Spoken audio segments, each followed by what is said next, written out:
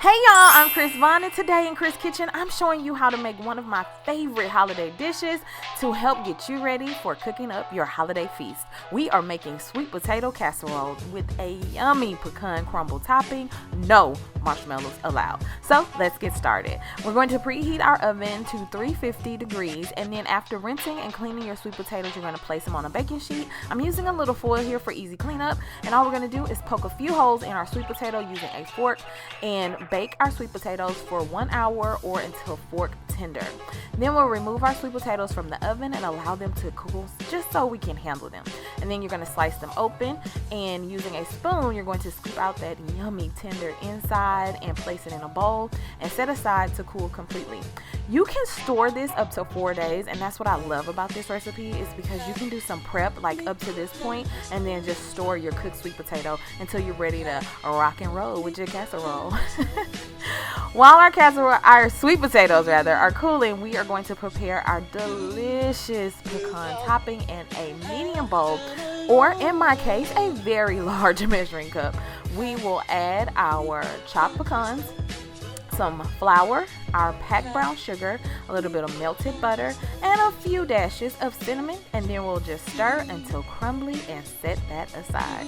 In a large mixing bowl now, we're going to add our cooled down sweet potatoes and some heavy whipping cream. Or you can use half and half, but this is the holidays, child, and we spare no calories around here, okay? So using a hand mixer, you're going to mix until it's nice and creamy. Just let it whip it, baby, child, right? We're just gonna whip up those sweet potatoes until they're nice and creamy, and then we're going to add to that some white sugar, packed brown sugar, cinnamon roll, oh my God. Am I hungry? Some cinnamon, allspice, a few dashes of ginger, and a sprinkle of nutmeg. And look, you just want to use a sprinkle of this because a little goes a very long way. A pinch of salt and a splash or two of vanilla extract and some melted butter, and mix that well. Now don't worry, every single measurement, all the exact measurements that I use is listed in our description box, so check that out, okay?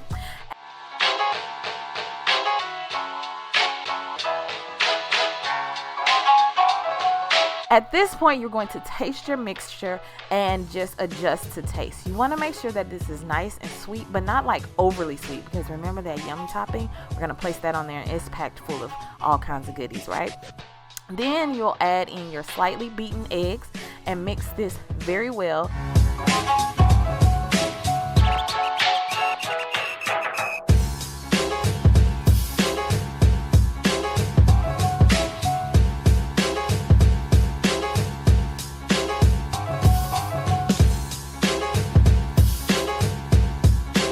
And if you notice that your mixture is a little too thin, like I did here, you just sprinkle in a little bit of flour and stir until combined.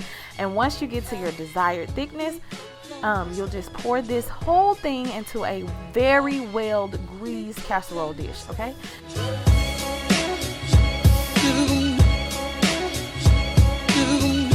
Without acting alone,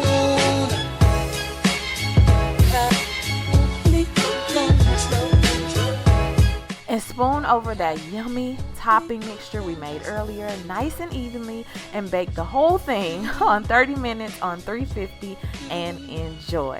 If you like today's recipe, be sure to give it a thumbs up and hit that subscribe button, and don't forget to turn on that notification bell so you can be among the first to know when we cook up the next recipe. And I'll see you guys here next week in Chris Kitchen. Bye.